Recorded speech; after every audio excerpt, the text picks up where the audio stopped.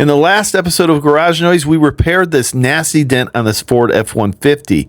I pulled out the damaged metal. I shared with you some tips and tricks on how to mix and apply body filler and block sand it out so you get a nice straight panel. We then applied 2 coats of 2K urethane primer. Today I'm going to walk you through step by step the entire process of painting this bedside, from mixing paint to techniques on applying clear coat. We'll give you all the information you need so you can get a beautiful looking repair at home.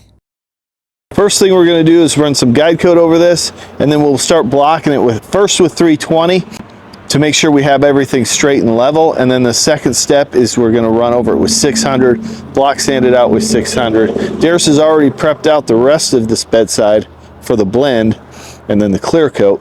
He sanded that with 600 on an orbital sander and then hand sanded all the edges with 600 grit sandpaper.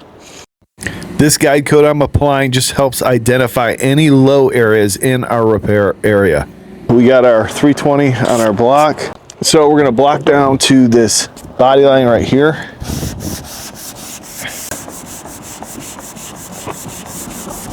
Now this is kind of a budget job for this guy. He really wasn't concerned with making it perfect, but we're going to do the best we possibly can. I think it's going to come out excellent. He's going to be very happy with it. See, we've got a little low spot here. If you look at this closely, you can see the little low spot here. You see where the guide coat's still sitting in there. We'll see if that'll block out.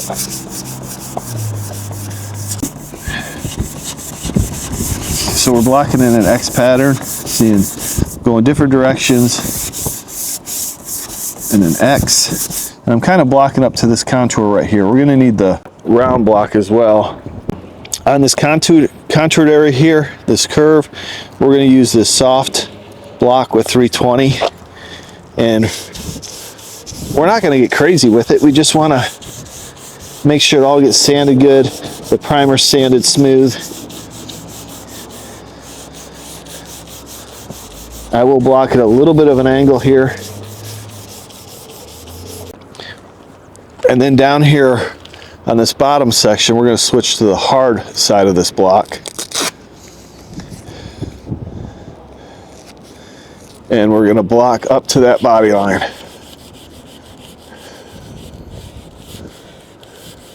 Kind of define that body line a little bit more.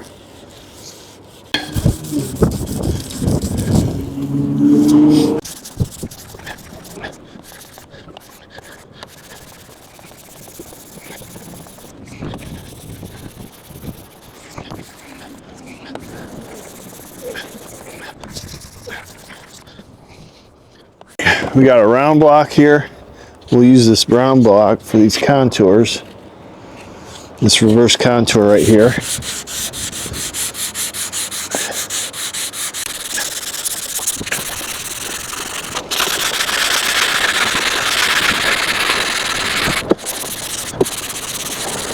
Since this all feels pretty good, we've got a little bit of a breakthrough area here into bare metal, but we're going to seal this before we spray it. I'm going to go ahead and run over this with an interface pad and 600 grit sandpaper.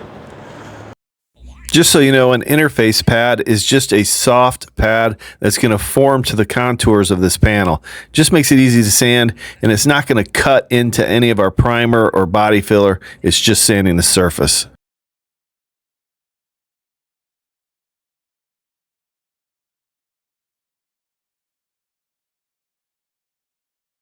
Okay, we got it all cleaned up. Daris is going to go ahead and mask this. We'll get it ready for our sealer. I'm going to go ahead and mix up some sealer, get that ready. We are not going to remove the bed rail cover. Daris will get this masked off, and then we'll mix up and spray our sealer. We've already cleaned this bedside several times. We use isopropyl alcohol. It evaporates quickly and it gets it really clean. You can also use like spray with glass cleaner or some kind of glass cleaner, or a prep solvent, an automotive cleaner. All right, let's go ahead and mix up some sealer. So we've got our 2253V. Of course, when you see the V, you know you can use this as a sealer. It just depends on the mixing ratio. So for sealer, you mix it 4 parts primer, 1 part activator, and then 2 parts urethane reducer. We don't need a whole lot here. This has already been pre-mixed. Activator.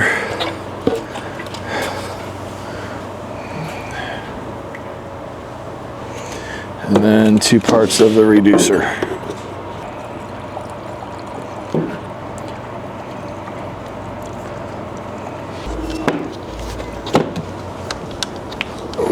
I think we're going to use the PRD 715 with the 1.2 tip for sealer, base, and clear coat on this job. All right, Daris has got this all ready for sealer. We went ahead and used a tack cloth to wipe it down. A tack cloth is just going to remove any particles of dust that might have landed on the surface. The only thing I'm really worried about is I'm going to seal this area here, and then any areas that have black showing down here, because you want a lighter color when you put on red. It's very transparent. We are going to use the PRD 715. Air pressure at about 1 bar probably. I'm going to turn the fluid volume to 2 turns out from closed. So I close it all the way, turn it 2 turns out.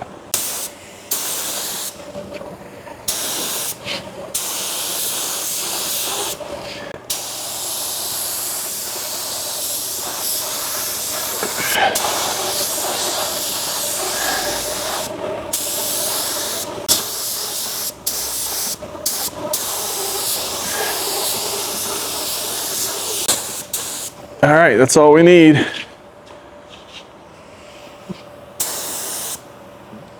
Okay, when Daris comes in, he's going to clear this, but for now, I'm going to base coat it. So we mixed up our base coat. I use Nason XL. It's an inexpensive paint, but it covers pretty good for an inexpensive paint. It mixes up 2 to 1, so 2 parts paint, 1 part urethane reducer. And what we're doing here is we're covering these primered areas. We want to make sure everything's covered. I'll blend it out a little bit into the rest of the panel after the first coat. As far as the gun settings for the base coat, we're going to bump up the air pressure to about 20 psi. Usually between 15 and 20 psi is okay. Again, you want to overlap your passes about 80%.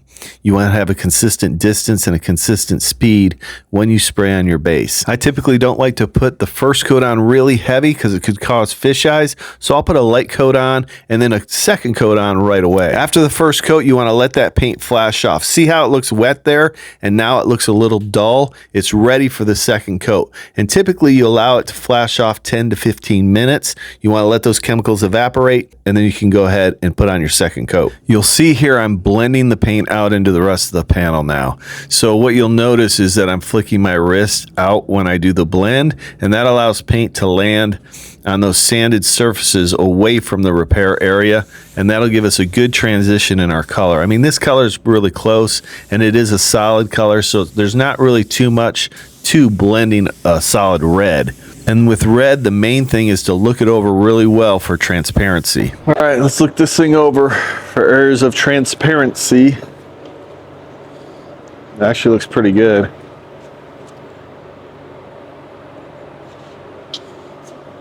Yeah, there's a little dark spot right there you can see. No, right there too. You gotta be really careful. I don't know if you can see it on camera. But right there, a little black.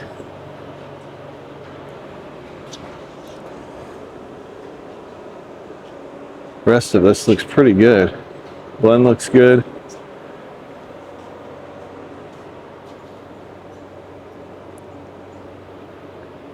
All right, let's put another coat on.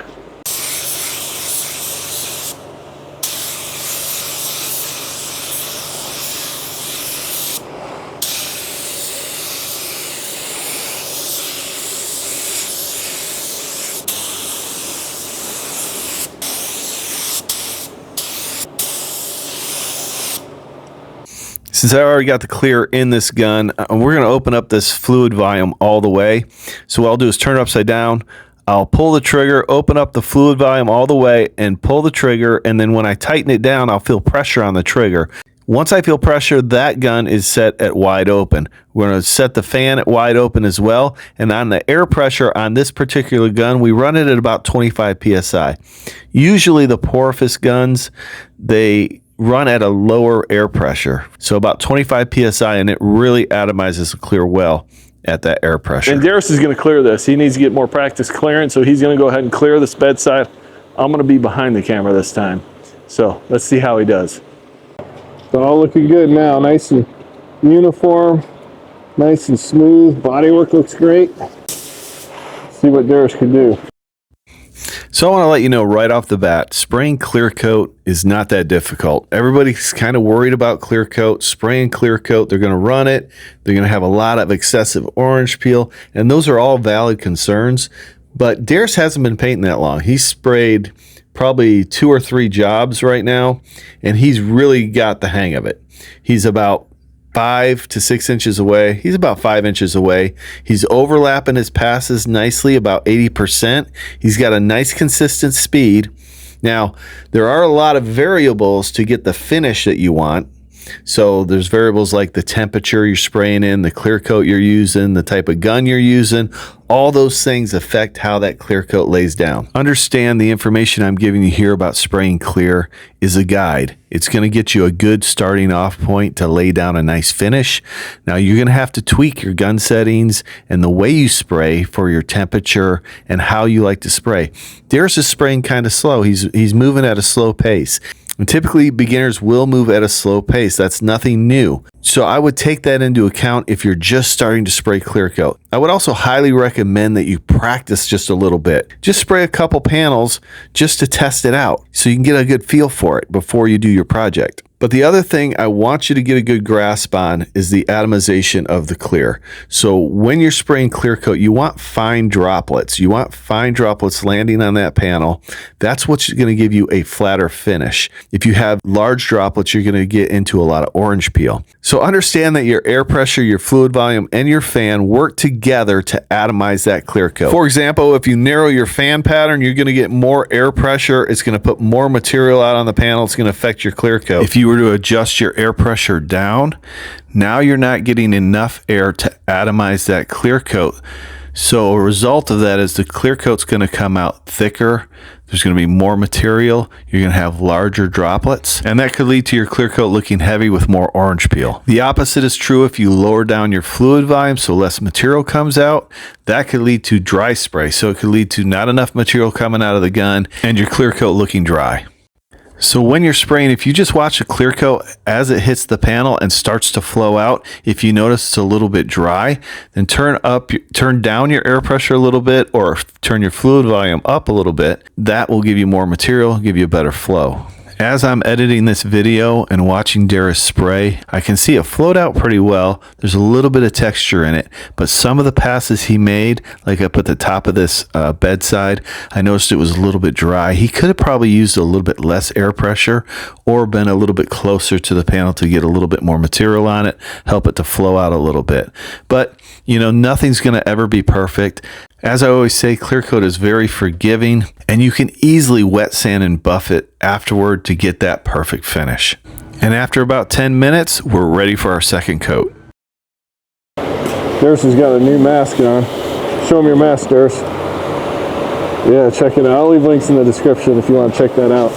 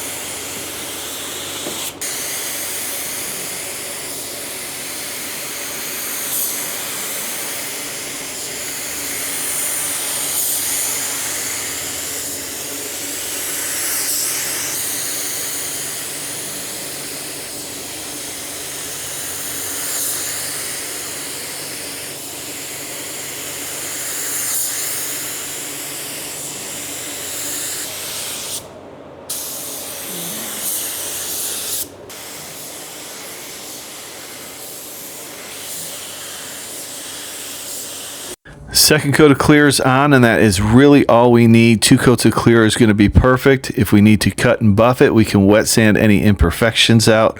Overall, he did a fantastic job. It's really fun to paint vehicles. You really get a sense of accomplishment. So if you want to try this at home, it's not that difficult, and it's a whole lot of fun. As always, I'm going to leave links to all the tools and products I used in this video down in the description. If you enjoyed this video and found value in it, give me that big thumbs up and be sure to subscribe. And if you're looking for a digital guide that's going to help walk you through the painting process, check out GarageNoiseGear.com. I appreciate each and every one of you watching, and we'll see you on the next episode of Garage Noise.